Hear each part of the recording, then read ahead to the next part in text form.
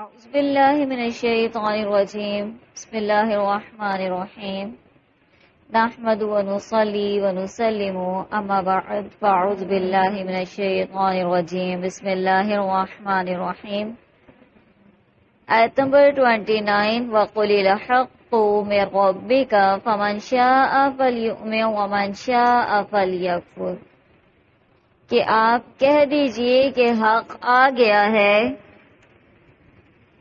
اور یہ سراسر حق برحق ہے، یعنی قرآن کی طرف، قرآن جو نازل ہوا ہے یہ رب کی طرف سے نازل ہوا ہے اور اس میں کوئی بھی شک اور شبہ نہیں ہے۔ اب جو چاہے ایمان لائے، ومن شاء فلیکفر، اور جو چاہے کفر کرے، یعنی ہر انسان کو اختیار ہے۔ ہمارا کام کیا تھا؟ نازل کرنا۔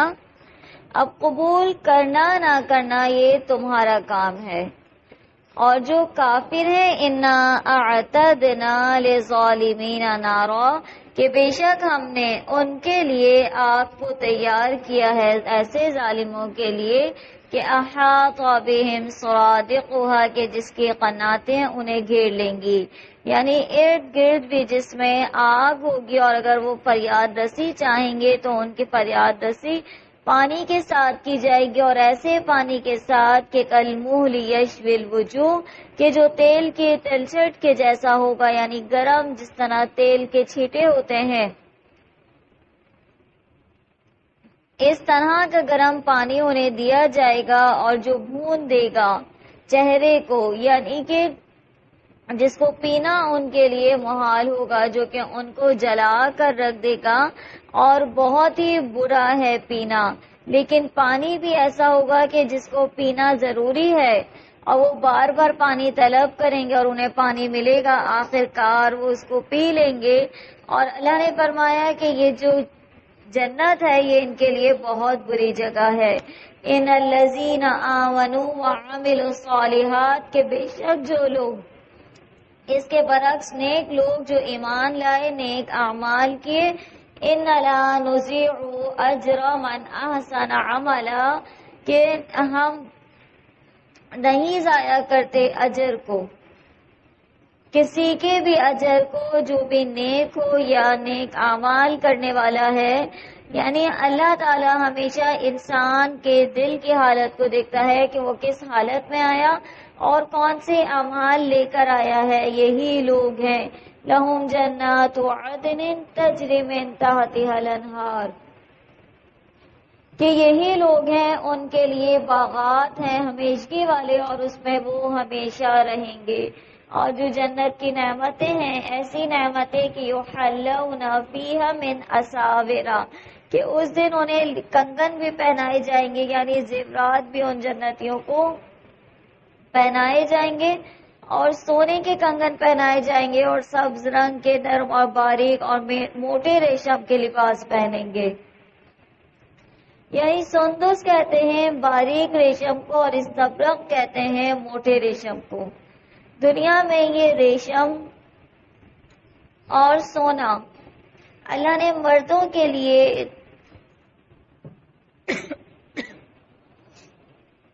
منع قرار دیا، لیکن لوگ اس پر عمل کرتے ہوئے دنیا میں ان تمام چیزوں سے بچ جائیں گے تو اہل جنت کے لیے یہ جنت میں میسر ہوگا، اور اس کے علاوہ ہر وہ چیز اہل جنت کے لیے ہوگی جو وہ چاہیں گے۔ وَلَكُمْ فِيهَا مَا تَشْتَهِي، اور تمہارے لیے ہر وہ چیز ہے جو تم چاہو گے، اور تمہارے لیے ہر وہ چیز ہوگی جو تم مانگو گے۔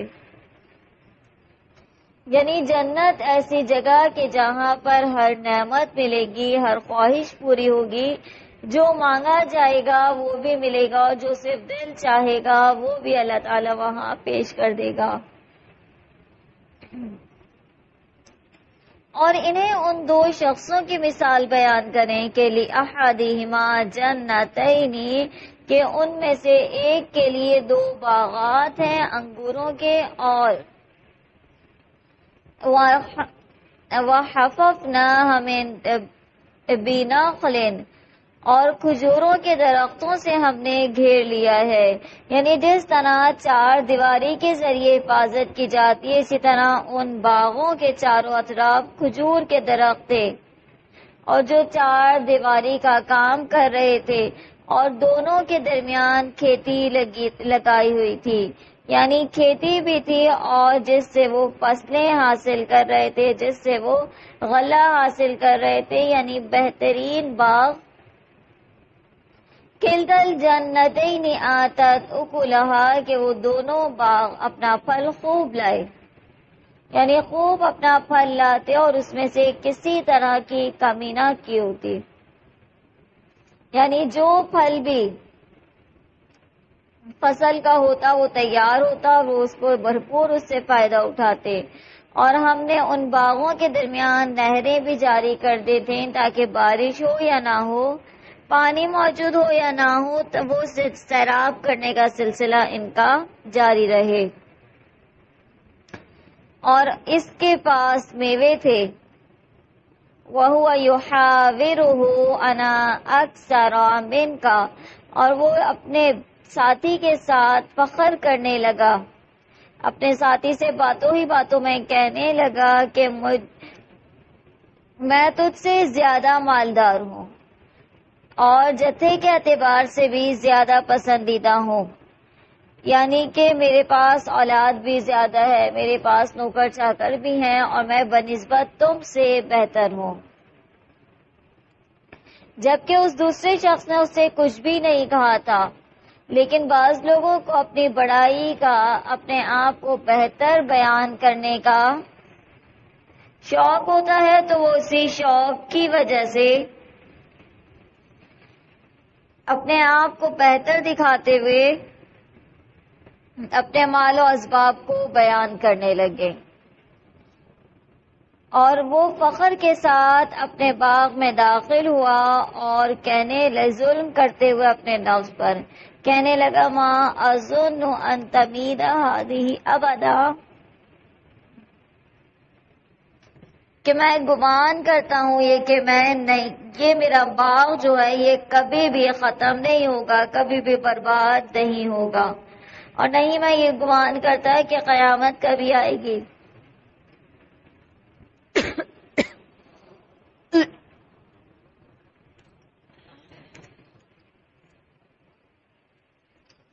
دوسرا والا مائک کہاں ہے؟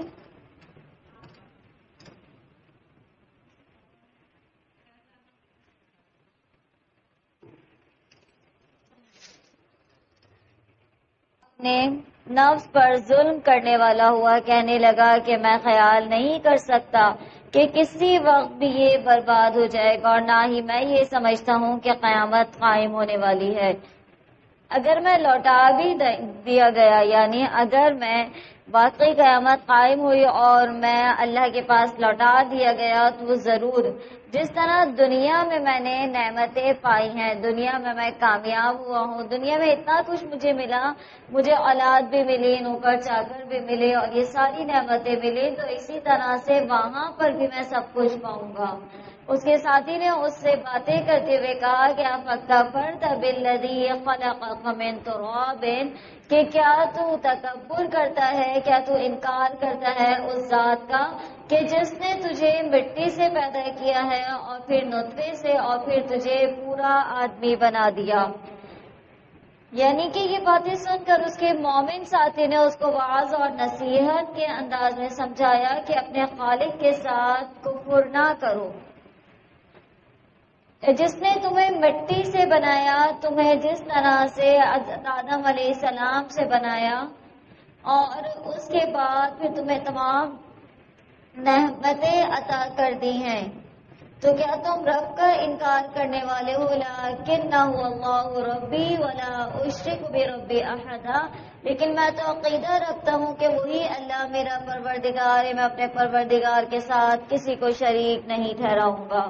تو وَلَوْلَا إِذْ دَخَلْتَ جَنَّتَكَ، کا کیوں نہ ہوا کہ وہ اس طرح سے کہتا ہے کہ جب وہ اپنے باغ میں داخل ہوا کہ ماشاء اللہ، یہ وہی ہے جو اللہ نے چاہا. یعنی تمام کے تمام نعمتوں کو دیکھ کر وہ اللہ کی طرف اس کا کریڈٹ لے کر جاتا اور کہتا ہے لا قوت الا باللہ، کہ نہیں ہے کوئی بھی طاقت مگر اللہ کی مدد سے. یعنی یہ ساری کی ساری نعمتیں جو دی گئی ہیں یہ میرے اپنے پاس سے نہیں ہے، اور نہ میں اس قابل تھا کہ میں ان سب کو جمع کر سکتا، بلکہ یہ سب وہی ہے جو اللہ نے دیا ہے. فَعَسَىٰ رَبِّي أَن يُؤْتِيَنِي خَيْرًا مِّن جَنَّتِكَ، بہت ممکن ہے کہ میرا رب مجھے تیرے اس باغ سے بھی بہتر عطا کر دے. یعنی دنیا میں یا آخرت میں، یہ دنیا یا آخرت دونوں جگہ میں ہو سکتا ہے. یعنی ایک کو اللہ نے کچھ نہیں دیا تھا اور ایک کو اللہ نے سب کچھ دیا تھا، تو اس کو لیکن اس کو یقین تھا کہ دینے والی ذات اللہ کی ہے. آج اگر نہیں بھی دیا گیا تو پھر اللہ تعالیٰ قیامت کے دن اللہ جنت میں مجھے یہ سب عطا کر دے گا، اور تمہارا جو باغ ہے اس کو اللہ تعالیٰ چٹیل میدان بنا دے، اس کا پانی نیچے اتر جائے اور تمہارے بس میں نہ ہو کہ اس پانی کو تلاش کر سکو. وَأُحِيطَ بِثَمَرِهِ فَأَصْبَحَ يُقَلِّبُ كَفَّيْهِ، اور اس کے سارے پھل گھیر لیے گئے. یعنی وہ بہت فخر کے ساتھ اپنے باغ میں داخل ہوا تھا، لیکن اس کا سارا باغ ہلاک کر دیا گیا. بس وہ اپنے اس خرچ پر جو اس نے اس میں کیا تھا اپنے ہاتھ ملنے لگا کہ ہائے افسوس یہ کیا ہو گیا ہے، میں تو اتنا پیسہ لگا چکا ہوں، میں نے اس پر اتنی محنتیں کی، یہ سب کا سب ضائع ہو گیا. وہ باغ تو اوندھا پڑا تھا، اور وہ شخص یہ کہہ رہا تھا کہ کاش لم اشرک بربی احدا، کہ میں نے اپنے رب کے ساتھ کسی کو بھی شریک نہ ٹھہرایا ہوتا، اور اس کی حمایت میں کوئی جماعت نہ اٹھی. یعنی اس کو اپنے لشکر پر بہت ناز تھا، اپنی اولاد پہ بہت ناز تھا، تو اللہ نے کہا ان میں سے کوئی بھی اس کی مدد کے لیے نہیں آیا جو اسے اللہ کے عذابات سے بچا لیتا. ہنالک الولایۃ للہ الحق، یہی سے ثابت ہو گیا کہ تمام کے تمام اختیارات اللہ کے ہاتھ میں ہیں. وَخَيْرٌ ثَوَابًا وَخَيْرٌ عُقْبًا، کہ وہ بہترین ثواب کے اعتبار سے ہے، وہ بہترین انجام کے اعتبار سے. اسی طرح ان کے سامنے دنیا کی زندگی کی بھی مثال بیان کرو کہ جس دنیا کو سب کچھ سمجھ کر بیٹھے ہوئے ہو، جس دنیا کو ہمیشگی والی دنیا سمجھ لیا ہے، یاد رکھو یہ دنیا کی زندگی صرف پانی کی طرح سے ہے. انزلناہ من السماء فاختلط به نبات الارض، کہ جس کو ہم نے آسمان سے نازل کیا اور آسمان سے نازل کر کے اس سے زمین کی نباتات کو خلط ملط کر دیا، اور وہ پھر آخرکار وہ چورا چورا ہو جاتا ہے جسے ہوائیں اڑا لیے پھرتی ہیں. یعنی اتنا چورا ہو گیا کہ وہ کچھ بھی باقی نہیں رہتا ہے. وَكَانَ اللَّهُ عَلَىٰ كُلِّ شَيْءٍ مُقْتَدِرًا، اللہ ہر چیز پر قادر ہے. یعنی تم جس مال اسباب دنیا اور دنیا کے پیچھے بھاگ رہے ہو، اس کی حقیقت کیا ہے؟ کچھ بھی نہیں ہے. المال والبنون زینت الحیات الدنیا، کہ مال اور اولاد جو ہیں یہ سب دنیا کی زینت ہیں. یعنی جس پر تم فخر کر رہے تھے، جس جتھے پر، جس لشکر پر، یہ سب کے سب دنیا کی زینت ہیں، اور باقی رہنے والی چیز جو تمہارے رب کے پاس ہے وہ صرف اور صرف نیک اعمال ہیں، اور آئندہ کی اچھی توقع کے لیے بہت بہتر ہیں. اور جس دن ہم چلائیں گے پہاڑوں کو اور زمین کو تو صاف کھلی ہوئی تم اس کو دیکھو گے، اور تمام لوگوں کو ہم اکٹھا کریں گے، ان میں سے ایک کو بھی باقی نہیں چھوڑیں گے. یعنی کہ جن چیزوں پر یہ لوگ ناز کر رہے ہیں کہ ہمیں یہ نعمت ملی اور ہمیں وہ نعمت ملی، تو یہ سب کا سب یہیں ختم کر دیا جائے گا. اسی طرح سے وہ اپنے رب کے سامنے سب وسطہ کیے جائیں گے اور کہیں گے لَقَدْ جِئْتُمُونَا كَمَا خَلَقْنَاكُمْ، کہ یقیناً تم ہمارے پاس اسی طرح آئے جس طرح ہم نے تمہیں پہلی مرتبہ پیدا کیا تھا، لیکن تم اس خیال میں رہے کہ ہم ہرگز تمہارے لیے کوئی وعدے کا وقت مقرر کریں گے بھی نہیں. یعنی تمہیں ایسا لگ رہا تھا کہ کوئی وقت نہیں ہوگا جس میں ہم سے پوچھا جائے گا اور قیامت قائم ہوگی. یاد رکھو اس دن ایسا دن ہوگا کہ وَوُضِعَ الْكِتَابُ فَتَرَى الْمُجْرِمِينَ مُشْفِقِينَ کہ نامہ اعمال سامنے رکھ دیے جائیں گے اور پس تم دیکھو گے کہ گناہگار اس کی تحریر سے خوف زدہ ہو رہے ہیں، یعنی پریشان حال ہوں گے کہ اب تو ہم پکڑ لیے گئے ہیں، اور کہہ رہے ہوں گے کہ ہائے افسوس ما لہذا الکتاب لا یغادر صغیرۃ ولا کبیرہ، کہ کیا ہے اس کتاب کے لیے، کیسی کتاب ہے کہ اس میں کوئی بھی چیز باقی نہیں رکھی گئی ہے، یعنی کوئی چیز ایسی نہیں ہے جو باقی رہنے والی ہو.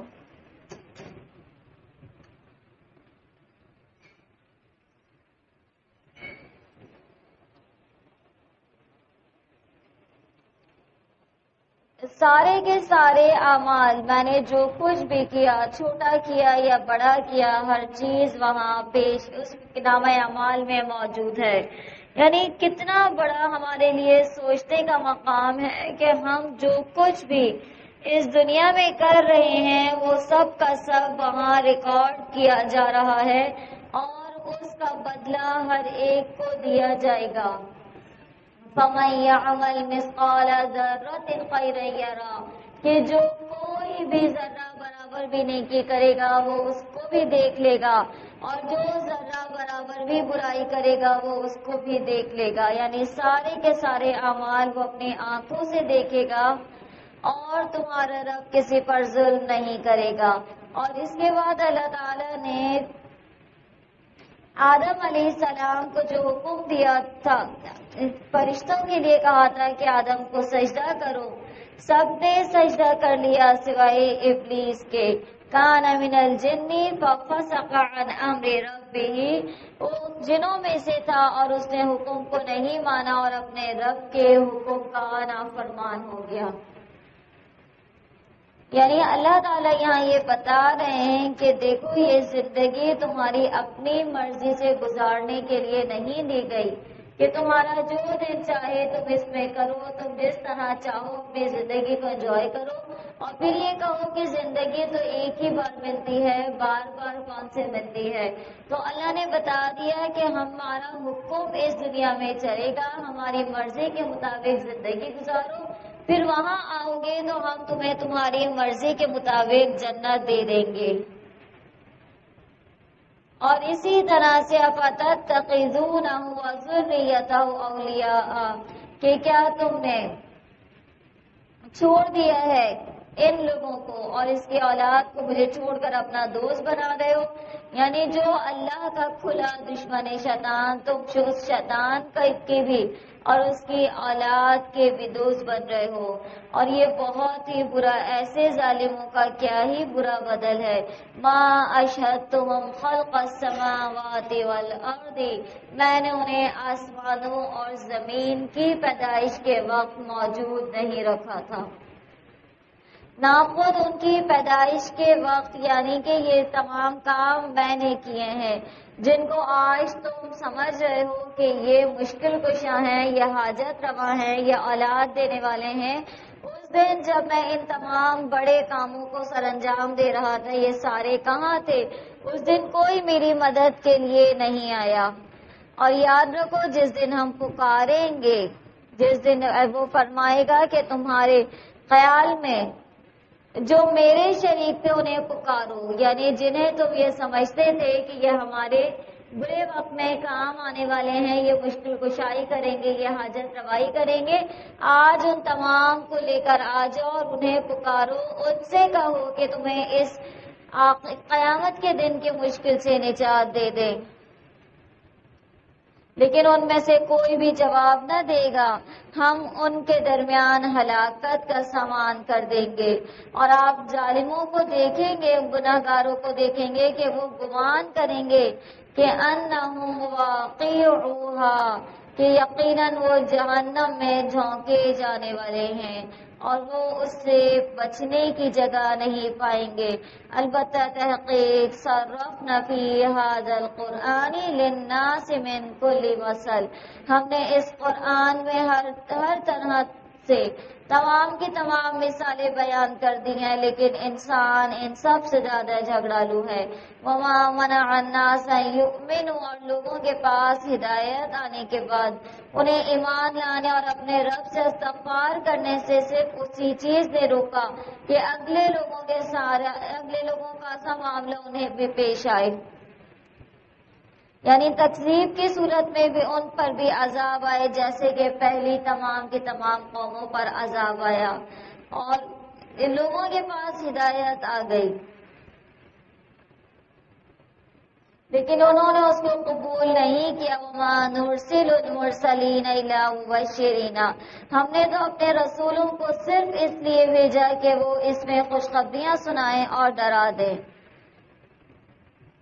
کافر لوگ باطل کے سارے جھگڑتے ہیں، یعنی غیر اللہ کے علاوہ اور ان کے ساتھ مل کر جھگڑا کر رہے ہوتے ہیں اور چاہتے ہیں کہ اس سے حق کو لڑکھڑا دے، یعنی حق ختم ہو جائے اور یہ باطل اپنے اپنے عقائد لے کر بیٹھے رہے۔ انہوں نے ہماری آیات کو جھٹلایا ہے اور وما انذروا ہزوا، اور جس چیز سے ڈرایا جائے اسے مذاق بنا دیا ہے۔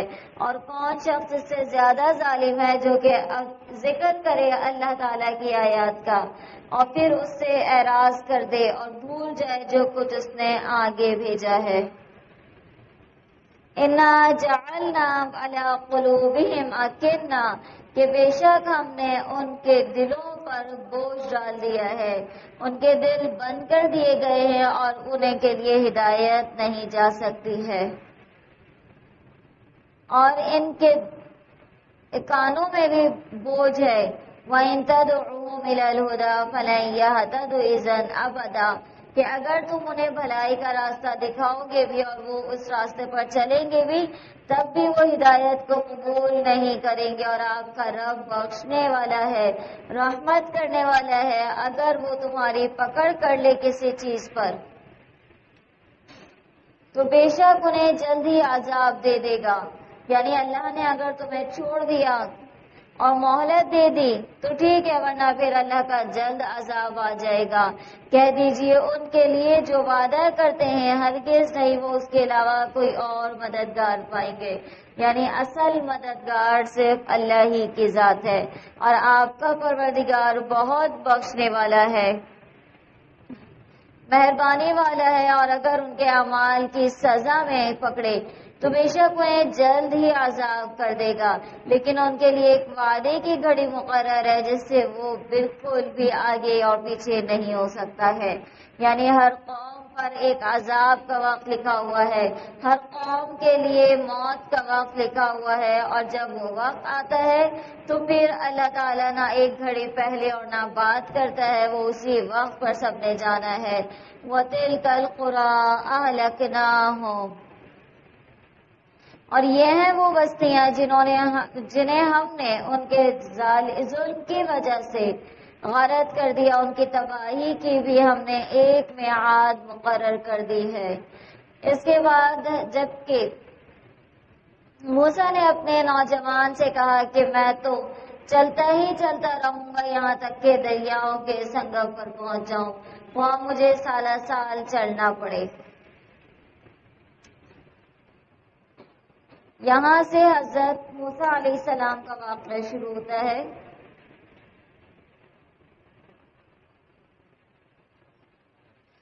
یہ واقعہ حضرت موسیٰ علیہ السلام اور حضرت خضر علیہ السلام کا واقعہ کہلاتا ہے کہ ایک مرتبہ حضرت موسیٰ علیہ السلام سے کسی نے سوال پوچھا کہ اے موسیٰ، سب سے زیادہ علم والا اس دنیا میں کون ہے؟ حضرت موسیٰ علیہ السلام یہ سمجھے کہ دنیا میں صرف میں ہی مخلوق ہوں اللہ کے انبیاء میں سے، تو انہوں نے کہا کہ سب سے زیادہ علم والا میں ہوں، یعنی اللہ تعالیٰ کو نہیں کہا کہ اللہ جانتا ہے کہ کون سی مخلوق زیادہ علم والی ہے، لیکن انہوں نے کہا کہ میں ہوں، تو یہ اللہ کو بات پسند نہ آئی۔ اللہ نے کہا اے موسیٰ جاؤ، جا کر جو دو دریا کے ملنے کی جگہ ہے وہاں پر ہمارا ایک نیک بندہ ہے، ان سے جا کر ملاقات کرو اور علم سیکھ کر آؤ۔ جب وہ دونوں دریا کے سنگم پر پہنچے وہاں اپنی مچھلی بھول گئے جس نے دریا کے میں سرنگ جیسا راستہ بنا لیا تھا. یعنی ایک مچھلی انہوں نے اپنے لیے رکھی تھی اور کہا تھا کہ جس جگہ یہ مچھلی نکل جائے گی اسی جگہ پر وہ نیک انسان ملے گا، اور اسی کی تلاش میں وہ نکلے ہوئے تھے. فلما جاوز قال لفتاه آتنا غداءنا لقد لقينا من سفرنا هذا نصبا. جب یہ دونوں وہاں سے آگے بڑھے تو موسیٰ نے اپنے نوجوان سے کہا کہ ہمارا ناشتہ دے دو، یعنی جو مچھلی تمہارے پاس رکھوائی ہے وہ ہمیں دے دو، ہمیں تو اپنے اس سفر سے بہت سخت تکلیف پہنچی ہے. اب یہاں دیکھیے حضرت موسیٰ علیہ السلام کے سیکھنے کا شوق اتنا زیادہ جذبہ کہ وہ سیکھنے کے لیے وہ یہ بھی بھول گئے کہ ان کے پاس کیا سر و سامان ہے، کتنا دور جا رہے ہیں، کچھ نہیں پتا کہ کتنے دن میں یہ سفر طے ہونا ہے. لیکن جب اللہ نے کہا جاؤ وہاں اس سے جا کر سیکھو تو وہ وہاں پر اس سے بھی سیکھنے چلے گئے. اور یہ نہیں کہا کہ میرے پاس جو علم ہے وہ میرے لیے کافی ہے، میں بھی تو نبی ہوں، مجھے بھی تو اللہ نے علم دیا، جو مجھے دیا وہ کافی ہے. نہیں، فوراً اللہ کے حکم سے نکل گئے. اس نے جواب دیا کہ کیا آپ نے دیکھا بھی جبکہ ہم پتھر سے ٹیک لگا کر آرام کر رہے تھے وہیں میں مچھلی بھول گیا تھا. دراصل شیطان نے مجھے بلا دیا تھا کہ میں آپ سے اس کا ذکر کروں، اور اس مچھلی نے ایک انوکھے طور پر دریا میں اپنا راستہ بنا لیا. یعنی دیکھیں سفر کے لیے ساری سہولیات موجود ہیں یا نہیں، لیکن سیکھنے کا شوق اتنا تھا. حضرت خضر علیہ السلام وہاں نکل گئے اور ساتھ میں کہتے ہیں کہ وہ جگہ وہ تھی جہاں پر ہم دونوں بیٹھے ہوئے تھے، اور وہیں پر وہ وہاں سے مچھلی نکل کر چلی گئی اور بالکل الگ طریقے سے اس نے اپنا راستہ اختیار کر لیا تھا. قال ذلك ما كنا نبغي. موسیٰ نے کہا یہی تھا جس کی تلاش میں تھے ہم. چنانچہ وہیں سے اپنے قدموں کے نشان ڈھونڈتے ہوئے واپس لوٹے. جب وہ وہاں گئے تو انہوں نے عبد من عبادنا اپنے بندوں میں سے ایک بندے کو وہاں پر پایا اور اس کو اللہ نے رحمت عطا کی تھی، علم عطا کیا تھا، اور اس کو وہ تمام چیزیں سکھائی تھی جو اللہ نے چاہا.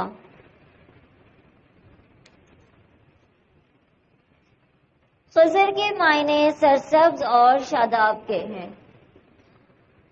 یہ ایک مرتبہ سفید زمین پر بیٹھے تھے تو وہ حصہ زمین ان کے نیچے سے سرسبز و شاداب ہو گیا، اسی وجہ سے ان کا نام خضر رکھ دیا گیا، یعنی سرسبز و شادابی والے. قال له موسیٰ هل اتبعوک. موسیٰ نے کہا کہ میں آپ کی تابعداری کروں کہ آپ مجھے اس نیک علم کو سکھا دیں جو آپ کو سکھایا گیا ہے. کہا کہ ہرگز نہیں، تم میرے ساتھ صبر کرو گے، کیونکہ تمہارا علم الگ ہے، میرا علم الگ ہے. میں کچھ کروں گا، تم کچھ کرو گے، اس پر صبر ہی نہیں کر سکو گے. تو اس وجہ سے حضرت خضر علیہ السلام نے منع کر دیا.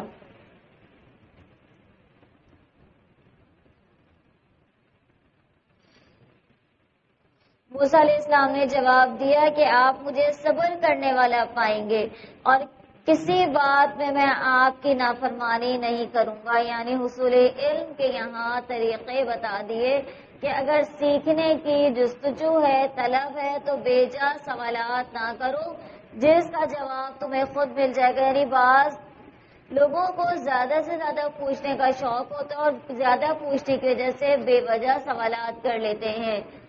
تو کہا کہ انشاءاللہ صابرن قریب تم مجھے صبر کرنے والوں میں پاؤ گے اور میں نافرمانی نہیں کروں گا.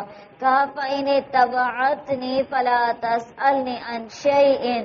اس نے کہا اب اگر آج میرے ساتھ چلنا ہے اور اصرار کر رہے ہیں تو یاد رکھو کسی چیز کے متعلق مجھ سے نہ پوچھنا جب تک کہ خود میں اس کی نسبت تمہیں نہ بتا دوں. یعنی کہ جو چیز بھی تمہیں پریشان کرے گی، جو سوال بھی، اس کے بارے میں تمہیں خود سے بتا دوں گا، تم اس کے بارے میں نہ پوچھنا. پھر وہ دونوں چلے یہاں تک کہ وہ ایک کشتی میں سوار ہوئے. خضر نے اس کے تختے توڑ دیے. موسیٰ نے کہا کہ آپ اسے توڑ رہے ہیں, کشتی والوں کو ڈبو دینا چاہتے ہیں.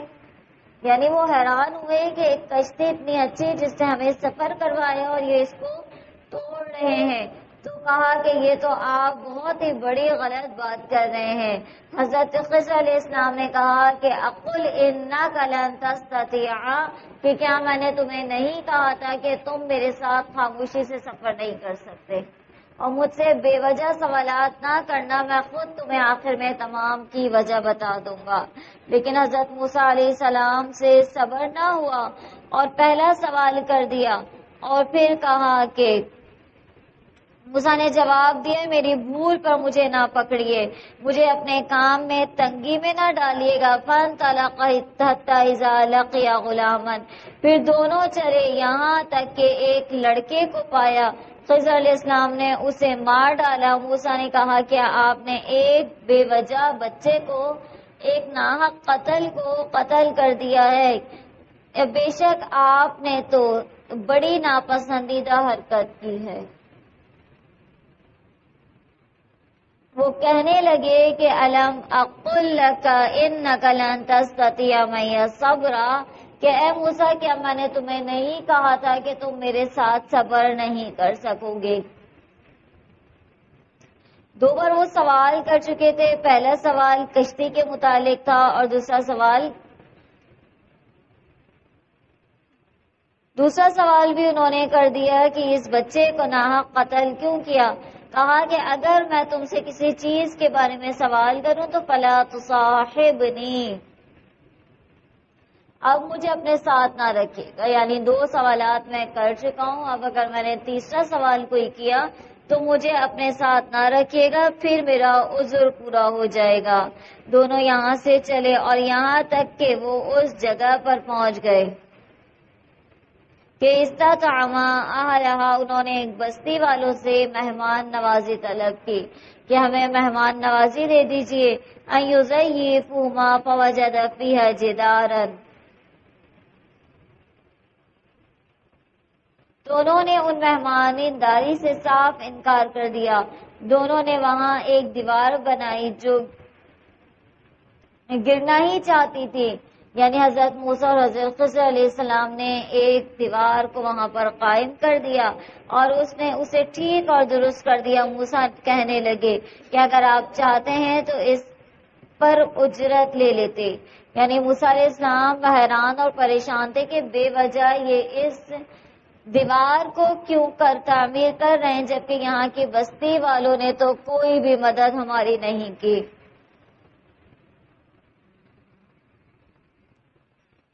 کہ جب تیسری مرتبہ حضرت موسیٰ علیہ السلام نے سوال کر دیا کہ آپ ان سے اجرت بھی تو لے سکتے ہیں جو آپ ان کی دیوار کو سیدھا کر رہے ہیں.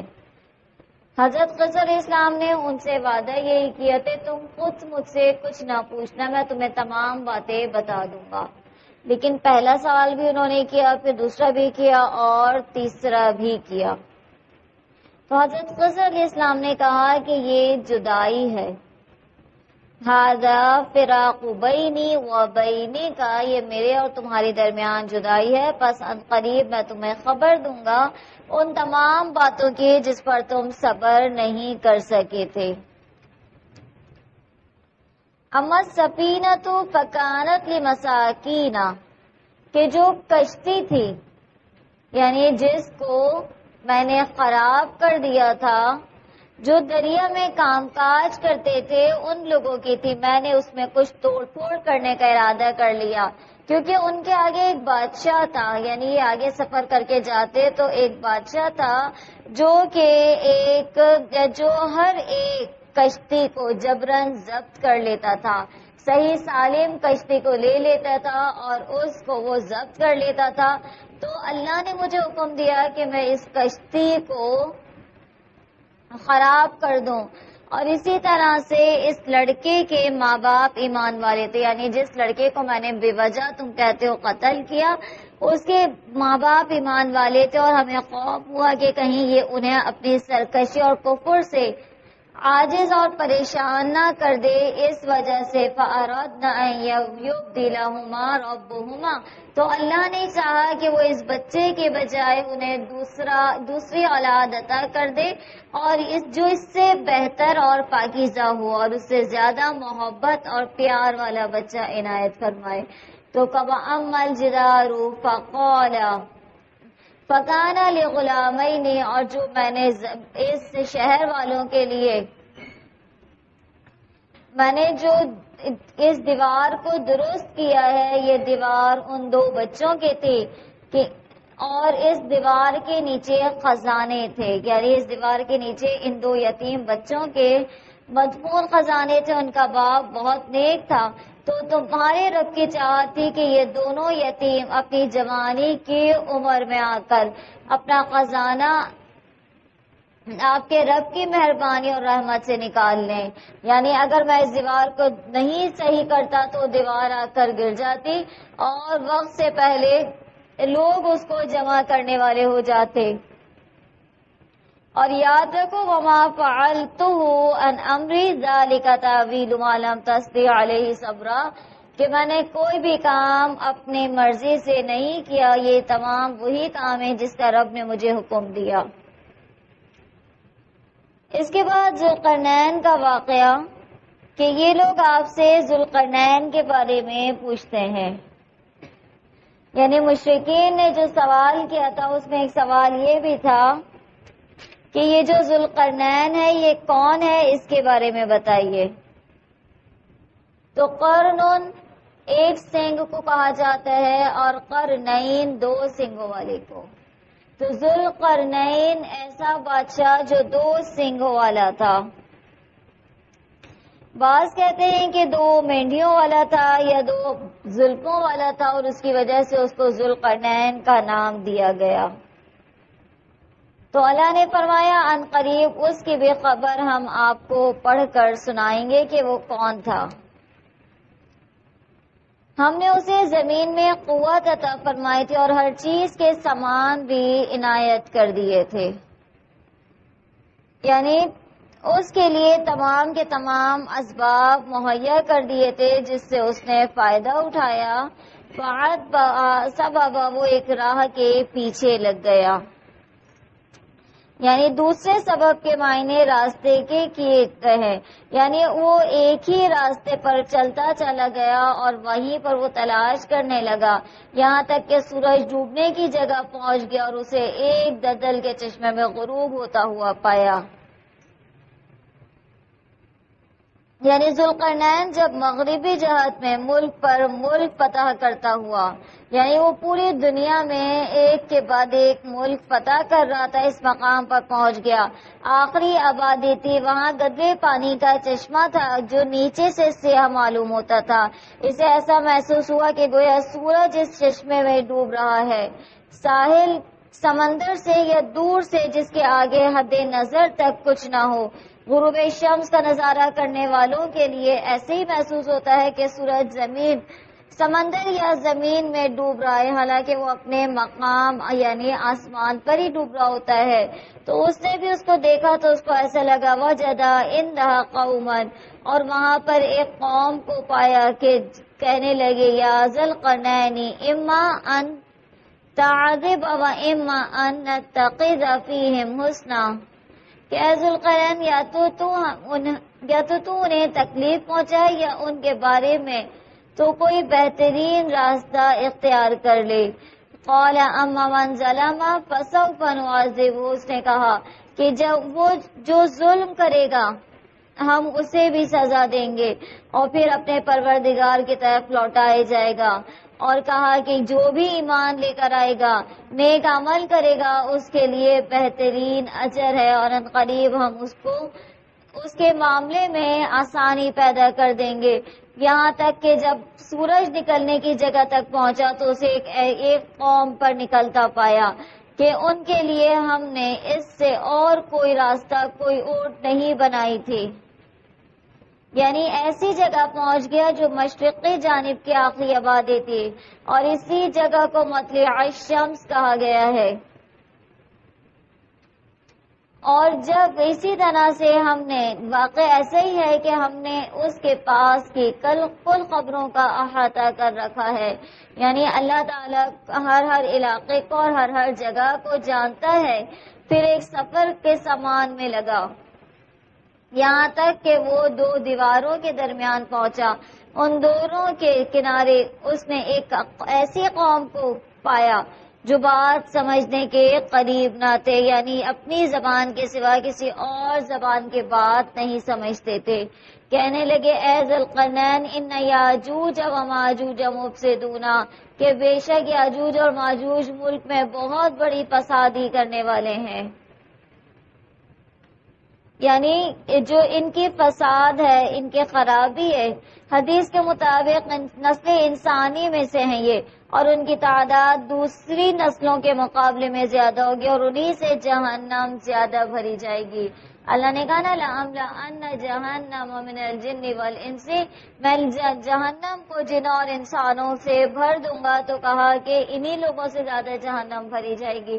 اور باقی آیات سے معلوم ہوتا ہے کہ جہنم تمام لوگوں سے، تمام گنہگار لوگوں سے بھری جائے گی. تو انسان کا عمل اچھا ہوگا تو جنت میں جانا ممکن ہے، ورنہ کوئی بھی سبب ایسا بن سکتا ہے جو انسان کو روک دے.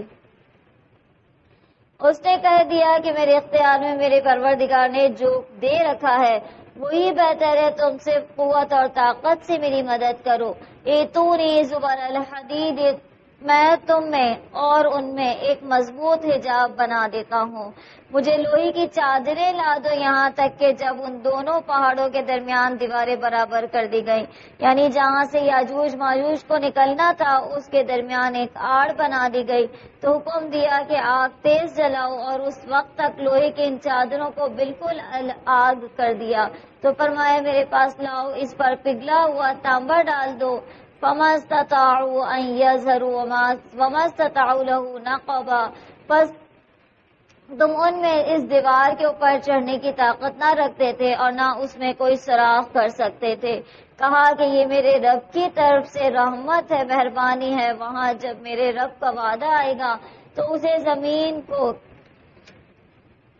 ریزہ ریزہ کر دیا جائے گا، اور یہ تمہارے رب کا وعدہ سچا ہے. اور اس دن ہم نے انہیں آپس میں ایک دوسرے میں ملاتے ہوئے چھوڑ دیں گے اور سور پھونک دیا جائے گا، پس سب کو اکٹھا کر کے ہم جمع کر لیں گے. اور اس دن ہم جہنم کو کافروں کے سامنے لا کر کھڑا کر دیں گے جن کی آنکھیں میری یاد سے پردے میں تھیں، یعنی جو سننا نہیں چاہتے تھے، جو قبول نہیں کرنا چاہتے تھے اللہ کے ذکر کے علاوہ. دنیا کے ہر محفل میں ان کا دل لگا اور اس میں وہ مشغول ہو گئے. تو فرمایا کہ جن کا جو ہمارے ذکر سے رکے ہوئے تھے، الذین کانت اعینہم فی غطاء، جو پردے میں تھی ہمارے ذکر سے. اور کہا افحسب الذین کفروا ان یتخذوا عبادی، کیا کافر یہ خیال کر رہے ہیں کہ میرے سوا وہ میرے بندوں کو اپنا حمایتی بنا لیں گے؟ سنو، ہم نے تو ان کفار کی مہمانی کے لیے جہنم کو تیار کیا ہے. کہہ دیجئے کہ اگر تم کہو تو میں تمہیں بتا دوں کہ باعتبار اعمال کے سب سے زیادہ نقصان میں کون ہے. یعنی تم ظاہری چیزوں کے نقصانات پر غور کر رہے ہو، اصل نقصان کن لوگوں کا ہے کہ الذین غل سعیہم فی الحیات الدنیا، کہ جن سے دنیا کی زندگی میں صحیح راستہ کھو جاتا ہے، یعنی جن کے دنیاوی زندگی کی تمام تر کوششیں بیکار ہو گئی. وہ اسی گمان میں رہے کہ وہ بہت اچھے کام کر رہے ہیں، عاملۃ ناصبہ، کوششیں کر کر کے وہ تھکے ہوئے ہوں گے، لیکن اس کے باوجود تصلی نارا حامیہ، وہ آگ میں ڈال دیے جائیں گے، بھڑکتی ہوئی آگ میں. اور اولئک الذین کفروا بآیات ربہم، یہی وہ لوگ ہیں جنہوں نے اپنے پروردگار کی آیتوں اور اس کی ملاقات سے کفر کیا، اس لیے کہ ان کے اعمال غارت ہو گئے ہیں. پس قیامت کے دن ہم ان کا کوئی وزن قائم نہیں کریں گے، یعنی نہ ان کے اعمال ہوں گے اور نہ ہی اس کا وزن کیا جائے گا. یہ سب ان کے کفر کی وجہ سے بدلہ ہے، اور انہوں نے ہماری آیات کا مذاق بنایا. بے شک جو لوگ ایمان لائے نیک اعمال کے ان کے لیے ایسے باغات ہیں جو جنت الفردوس میں جہاں ان کی مہمان نوازی ہوگی اور وہ وہاں سے نہیں نکالے جائیں گے۔ کہہ دیجئے کہ اگر میرے پروردگار کی باتوں کے لکھنے کے لیے سمندر سیاہی بن جائے تو باتیں ختم نہیں ہوں گی، اور اسی طرح اور لے آئیں تو بھی ختم نہیں ہوں گے۔ ہم اس جیسا اور بھی اس کی مدد میں لے آئے، لیکن اللہ کے کلمات اتنے بلند ہیں کہ کوئی اس کو ختم نہیں کر سکتا، کوئی اس کو لکھ نہیں سکتا ہے۔ کہہ دیجئے انما انا بشر مثلکم، کہ میں تو تم جیسا ہی ایک انسان ہوں۔ وہاں میری جانب وحی کی جاتی ہے کہ سب کا معبود صرف ایک ہی معبود ہے، تو جسے بھی اپنے پروردگار سے ملنے کی آرزو سے چاہیے کہ نیک اعمال کرے، یعنی نیک اعمال ہی ذریعہ نجات ہے، وہی رب سے ملاقات کروا سکتا ہے۔ اور اپنے پروردگار کی عبادت میں کسی کو بھی شریک نہ ٹھہرائے، صرف اسی کی عبادت کرے، تب اللہ تعالیٰ اس پر اپنے خاص فضل اور کرم فرمائے گا۔ سورۃ مریم، بسم اللہ الرحمن الرحیم۔ کاف ہا یا عین صاد حروف مقطعات۔ ذکر رحمت ربی کا، یہ ذکر ہے آپ کے رب کی رحمت کا، اور وہ ذکر جو آپ کے رب نے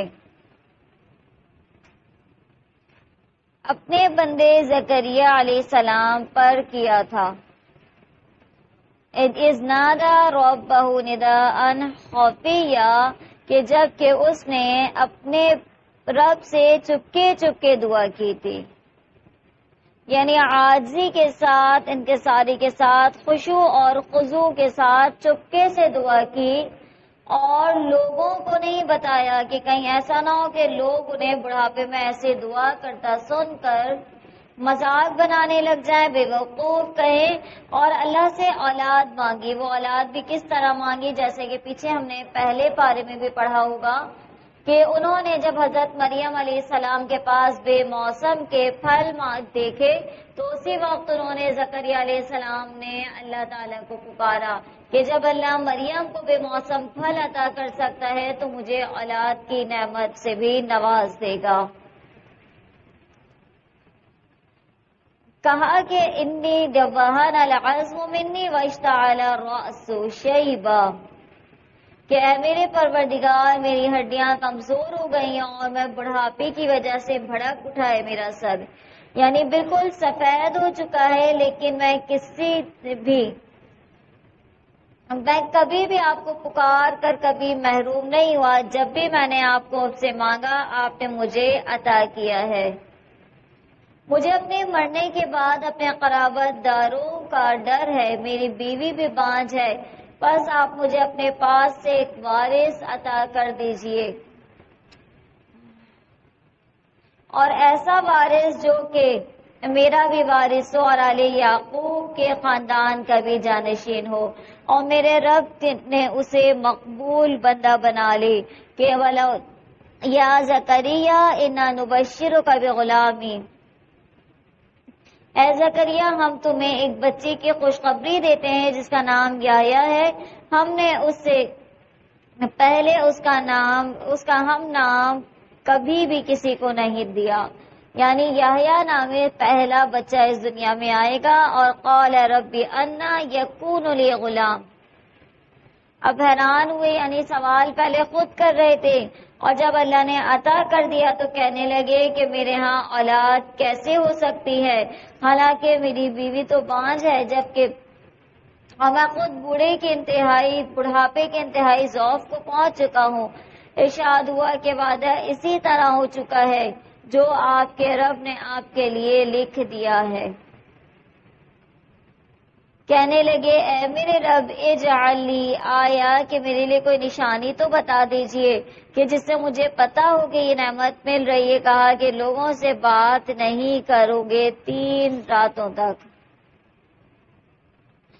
فخرج علی قومہ من المحراب، اب زکریا علیہ السلام اپنے حجرے سے نکل کر اپنے قوم کے پاس آ کر انہیں اشارہ کرتے ہیں کہ تم صبح شام اللہ کی تسبیح بیان کیا کرو۔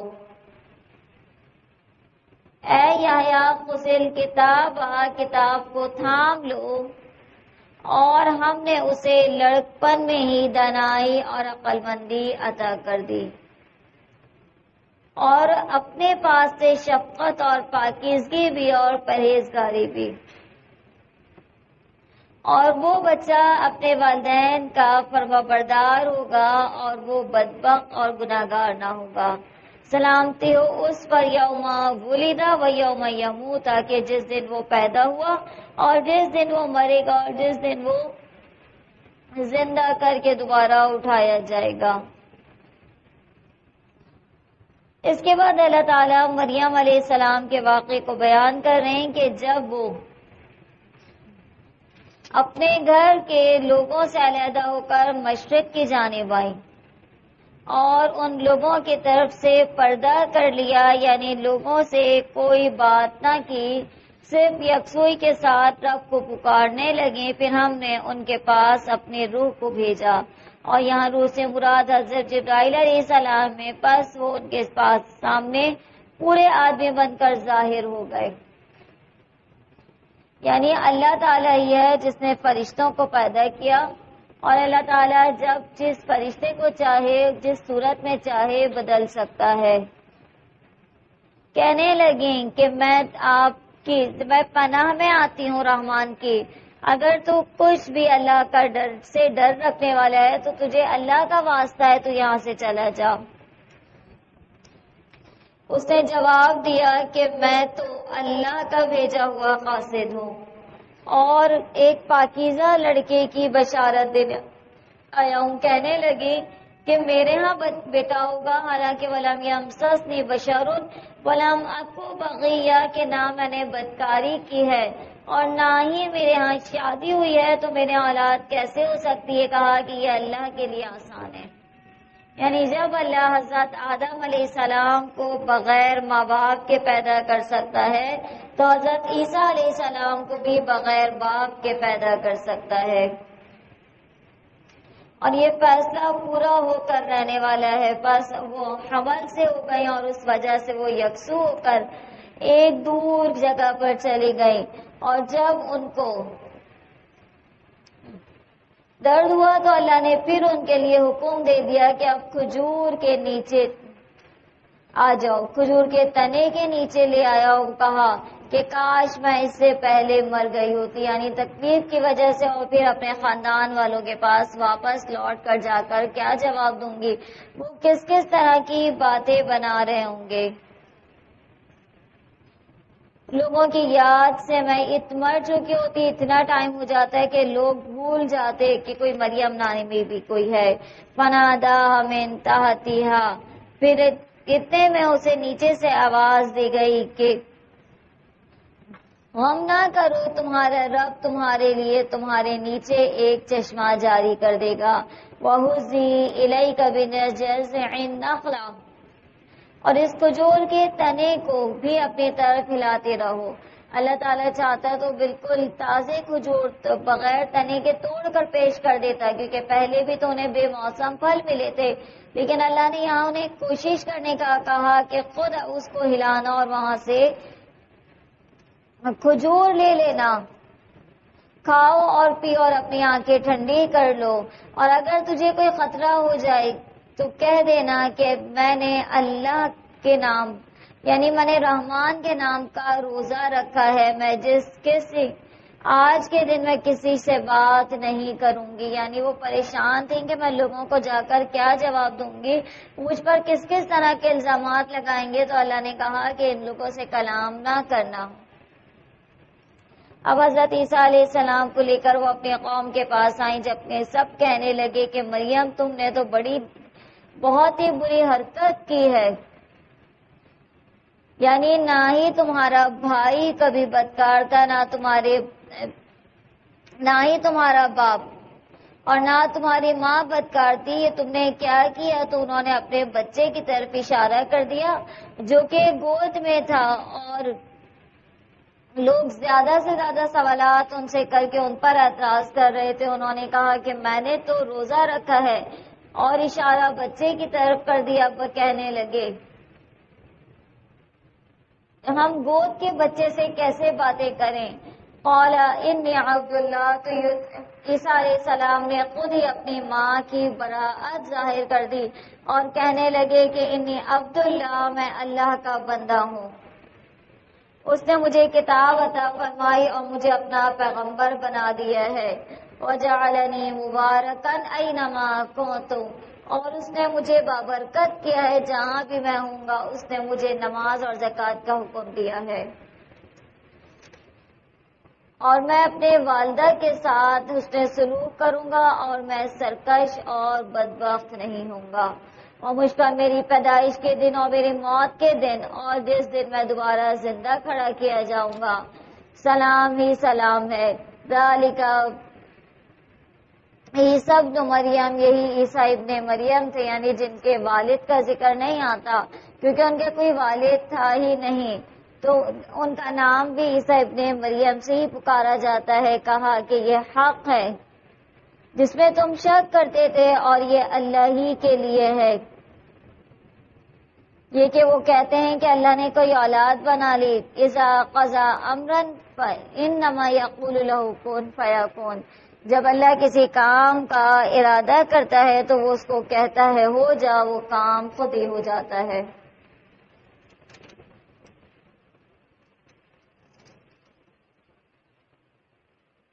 میرا اور تمہارا سب کا رب اللہ تعالیٰ ہی ہے، ہم سب اسی کی عبادت کرتے ہیں اور وہی سیدھا راستہ ہے۔ تمام کے تمام گروہوں نے اختلاف کر لیا اس کے بعد، یعنی پہلے تو سب ایک ہی خدا کی عبادت کرنے پر قائم تھے، آہستہ آہستہ لوگوں نے کوئی مورتیاں بنا لی اور کسی نے کوئی اور خدا بنا کر اس طرح سے نافرمانی کی۔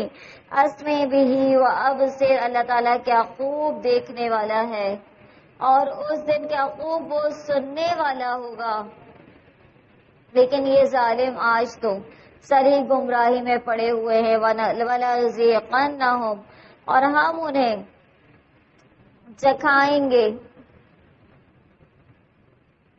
حسرت کے دن، یعنی جس دن ہم انہیں ڈر سنا رہے ہیں اور وہ غفلت میں اس کو قبول نہیں کر رہے، بے ایمان ہی میں ہی رہ جائیں گے۔ اور بے شک ہم نے زمین میں جو کچھ بھی ہے ان سب کو لوٹ کر اسی کی طرف جانا ہے، ان تمام چیزوں کا وارث اللہ ہی ہے۔ آپ ذکر کیجئے کتاب میں کہ بے شک وہی سچا نبی ہے۔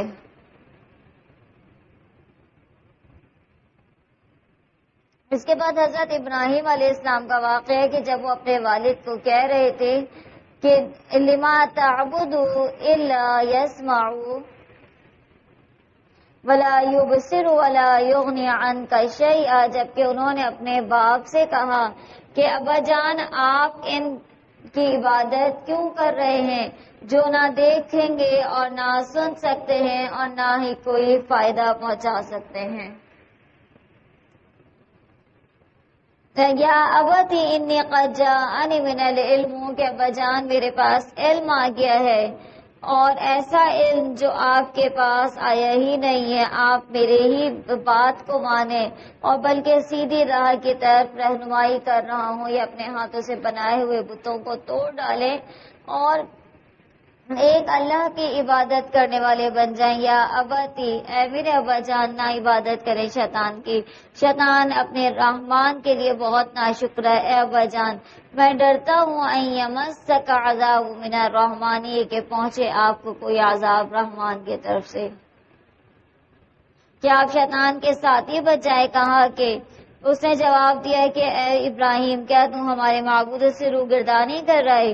یاد رکھ اگر تو باز نہ آیا تو میں تجھے پتھر مار ڈالوں گا، اور ایک مدت تک کے لیے تجھے مہلت دے رہا ہوں کہ جا یہاں سے الگ چلا جا۔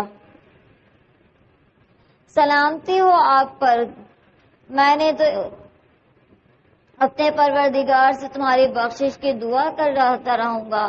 یعنی حضرت ابراہیم علیہ السلام منع کرنے کے باوجود، شدید ناراضگی کے باوجود اپنے والد کے لیے دعائیں کرتے رہے آہستہ آہستہ آواز میں۔ اعتزلکم وما تدعون من دون اللہ، میں تو تمہیں بھی اور جن کو اللہ کے سوا تم پکارتے انہیں بھی سب کو چھوڑ رہا ہوں، صرف اپنے پروردگار کو پکارتا رہوں گا۔ یقین ہے کہ اپنے پروردگار سے ہی دعا مانگ کر میں کبھی محروم نہیں ہو سکا۔ تو اللہ تعالیٰ نے یہاں واضح طور پہ بتا دیا کہ تمام معاملات کرنے والی ذات اللہ کی ہے، اللہ ہی کے حکم سے ہے جو ہے۔ اگر اللہ جس کو چاہے اولاد عطا کرے، جس کو چاہے اولاد نہ دے، جس کو چاہے بیٹے عطا کرے، جس کو چاہے بیٹیاں عطا کرے، یہ تمام کے تمام معاملات اللہ ہی کے ہاتھ میں ہیں۔